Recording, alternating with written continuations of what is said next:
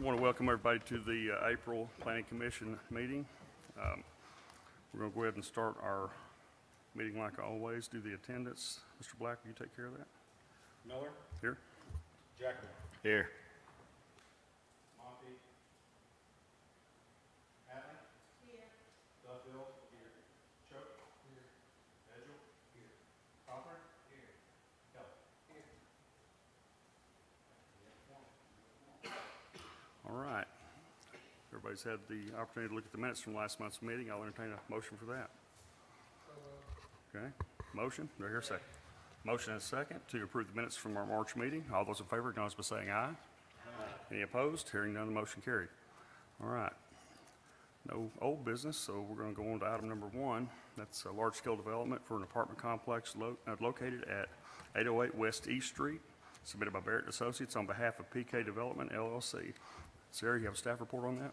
Yes, sir. So this is a large-scale development. They are calling it Romar Apartments, but they may change the name. That's what they talked about at tech review anyway. The site plan is shown here and 2 mock-ups of what those structures would potentially look like. The existing conditions is that this property is currently vacant, although there used to be a single-family home on West East Street side of the property and along the far north portion of the property on North Independence. This is an area that is undergoing development, even though you can't see it here. It is kitty corner from The Point, 3-story apartment complex right there on Parkway. The properties, along with this property, to the east, north, and west are all zoned Prairie Creek zone, while the properties to the south are zoned Downtown Crossing Zone. All of those are within what is called our El Paso district. The existing uses in this area are a mix of some commercial and industrial use to the north, which you can kind of see through the trees in that picture there, and then otherwise it's residential. The zoning in this area is going to transition to more of a mixture of residential and commercial uses. So a lot of information here for the review comments. Multifamily is a permitted use in the Prairie Creek zone. Many of the following items appear to be in compliance. However, they will need to be confirmed as part of what is called our site plan review that is done and completed at the time of building permit issuance or application. They will need to provide details regarding parking space dimensions and number of spaces. Any parking adjacent to the street shall be screened by a wall or landscaped wrought iron fence 3 feet in height. First floor height for all residential uses shall be a minimum of 9 feet. There were no architectural drawings submitted for us to confirm that. Mechanical equipment shall be screened from the public view. The landscaping does appear sufficient with the street trees shown, street frontage buffer, and perimeter buffer. The facade variation shall incorporate variations in rhythm using columns, doors, windows, and material. Horizontal expression line to distinguish ground floor from upper stories through the use of a cornice or projection of at least 6 inches at the transition. Vertical articulation required at intervals of no more than 50 feet. Once shown on the plan, it does appear that there's only 3 feet between 2 of the buildings, so they are paying close attention and working with the fire marshal on that. Primary materials to cover 70%, with secondary materials covering the remaining street-facing facades. Roofing materials need to be included with details showing compliance, ADA compliance at ramps at corners and from ADA spaces, and sidewalks shown at a minimum of 6 feet in the public right-of-way. Again, many of those do appear to be in compliance on the site plan. However, we'll confirm that at site plan review. Fire, building, and safety did highlight that this is not townhouse construction, but that they are built as apartments, and 13R fire sprinklers are required. Public Works noted that based on the report, the scenarios provided are approvable. However, if the site is undetained, easements and permissions from downstream downstream property owners will be required prior to construction. I know that was a lot of review comments. However, the recommendation is to approve the large-scale development to allow construction of a 36-unit apartment complex with the following conditions. Provide the required details outlined in the site plan review comments to verify compliance at the time of building permit submittal. Submit civil site plans showing compliance with regulations regarding drainage, and ensure compliance with building and fire codes, including the installation of 13R fire sprinklers as required. As a result of the findings that the requirements are intended to enhance architectural cohesion while maintaining design flexibility, the applicant has expressed their commitment to adhere to the zoning regulations, and the applicant demonstrates compliance with the regulations of Section 7 of the Land Subdivision Development Code.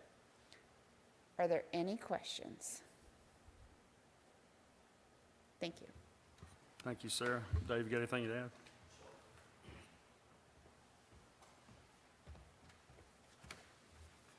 David Garza with Barrett and Associates, representing its PK development. And they're still going to do the building along Parkway, the second phase of that development. They're looking at also doing this. They have purchased most of the property in that area and then that big piece of property in the back.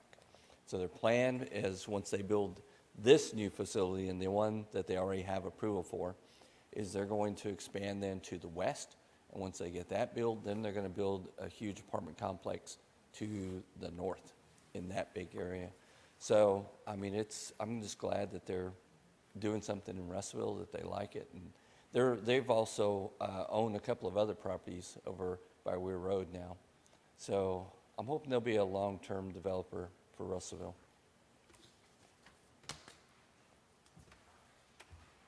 Thank you, Mr. Garza.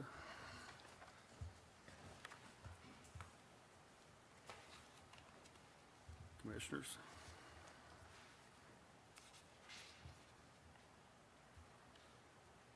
David, is this the same developer as the other project on, is that what you said? Yes, it's the same developer. They're partners. It's the other partner. Their office is in Conway.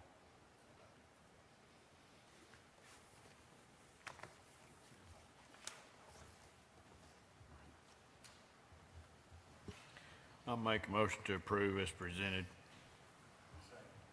All right, we have a motion and a second to approve the large-scale development as presented.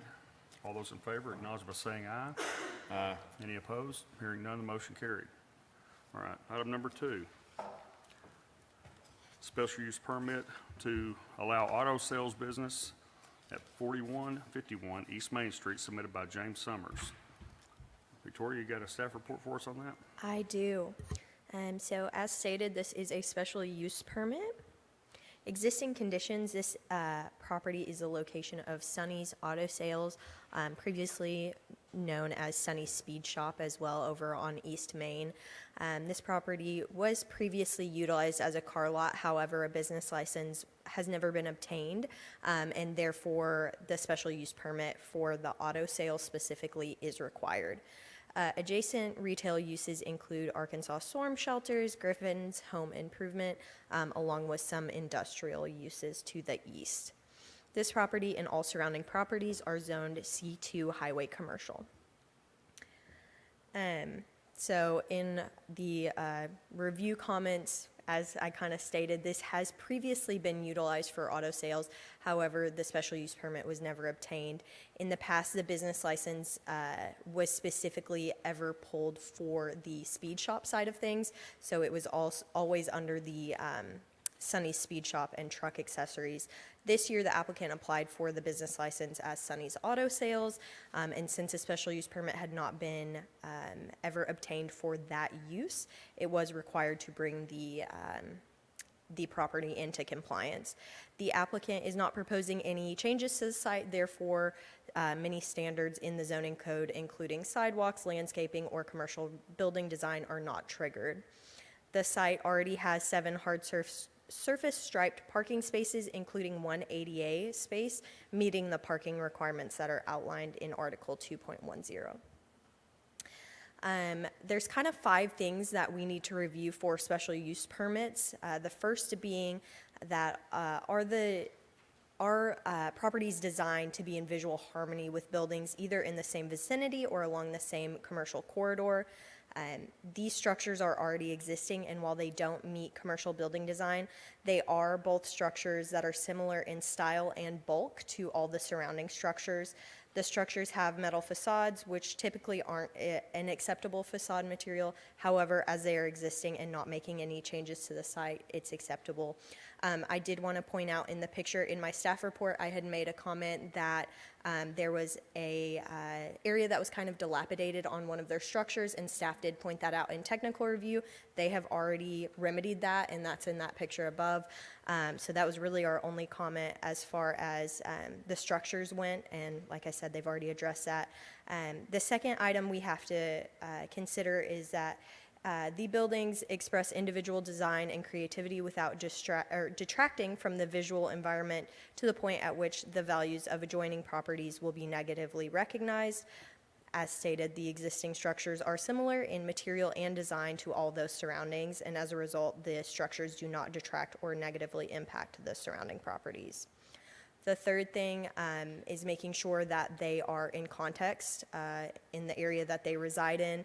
The structures are appropriate for the transition area from the East Main commercial corridor for the more industrial areas of East Main. And then the fourth item is that they generally do not detract from the aesthetics of the location, area, or community as a whole. Again, while they don't meet commercial building design, they definitely do fit into the context of the area that they're in. The fifth and final thing is that the proposed use meets the spirit and intent of the zoning code. This proposed use absolutely does meet the spirit and intent of the code. This is an appropriate use for this corridor. Many uses in this corridor are auto sales or auto-related uses, and it serves as, again, as a good transition from the East Main corridor to the more industrial portions of East Main. As a result of this, staff does recommend approval of this special use permit as a result of the findings that the applicant demonstrates compliance with the regulations of Article 2.10 of the Russellville zoning code. The proposed use is in line with adjacent uses in the district. Current traffic routes are constructed in such a way to handle traffic from this business, and then the applicant has submitted a parking analysis that demonstrates acceptable parking. I will say that does differ slightly from your staff report. The parking analysis was originally a condition, but they've already submitted that to me this week and shown that they have that adequate parking. So slightly different from your report, but are there any questions for staff?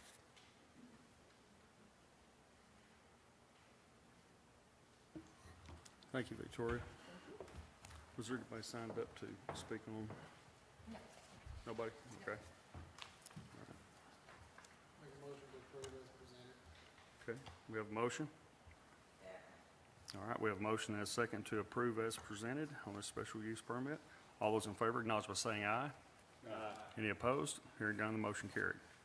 All right, item number 3. Special use permit to install an auto sales business at 125 West 6th Street submitted by Raul Nunez. Did I pronounce that right? Sarah, you got a staff report on that? Yes, sir. So as stated, this is auto sales application at 125 West 6th Street. The existing conditions that this is a residential single-family home with extra paving along the east portion of the property on the side of 6th and Boulder. It is located in what appears as a residential area with properties to the north and east zoned R3 medium high density residential. This block along South Boulder, as well as the properties to the east, are zoned C2. Properties northeast are zoned C4. West of this property is the Old Town National Register Historic District. In this area, you will find primarily residential properties, with the properties to the east being commercial, in what is a commercial corridor along South Arkansas. So Review comments, auto sales would typically be in line with uses in a C2 zone and are permitted by a special use permit. Special uses may more intensely dominate the area in which they are located, therefore review by the commission with the allowance of additional conditions may be placed on a special use permit. As Victoria had stated, there are 5 questions that we need to review when considering a special use permit. They are designed to be in visual harmony with the buildings either in the same vicinity or along the same corridor, express individual design and creativity without detracting from the visual environment to the point at which the values of adjoining properties will be negatively impacted, area appropriate to the context in which they reside, generally do not detract from the aesthetics of the location, area, and community as a whole, and the proposed use meets the spirit and intent of the zoning code. I'm not going to answer each one specifically, but I'm going to do it in bulk. They are addressed specifically by item in the staff report. There are no proposed changes to the property, and the structure appears to be in harmony with the surrounding neighborhood. However, this proposal is unique in that the zone extends over this one block only into what is an R3 residential district, and it is adjacent to the only designated residential National Historic District in Russellville. To ensure compatibility, the commission should consider adding conditions to the special use permit that preserves the integrity of the adjacent residential National Historic District while supporting the applicant's proposed use. The applicant is proposing a limited sales use to purchase vehicles wholesale and selling those vehicles online with only 1 or 2 vehicles for sale on site at a time.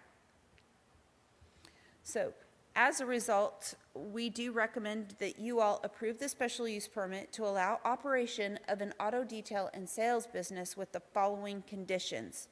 Auto sales shall be limited to the eastern side of the property facing South Arkansas. That's the side of the property away from the National Register residential district there.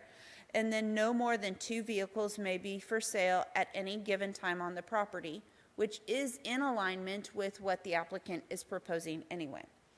This is as a result of the findings below that the commercial zoning extends into the residential district and the conditions are appropriate to ensure compatibility. The conditions protect the adjacent Old Town National Register Historic District. The applicant demonstrates compliance with the regulations within Article 2.10, Article 4, 6, and 8 of the Russellville Zoning Code.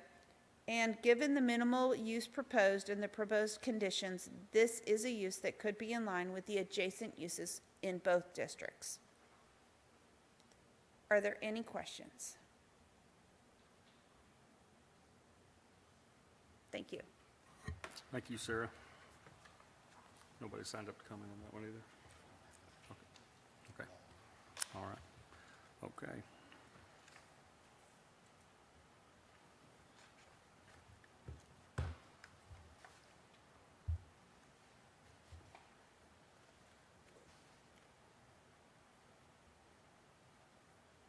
Commissioners, what's your pleasure?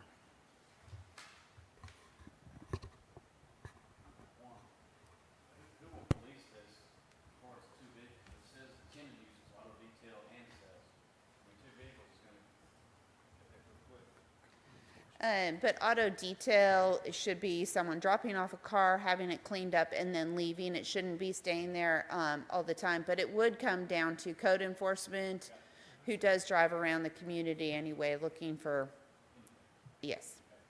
Yes, sir.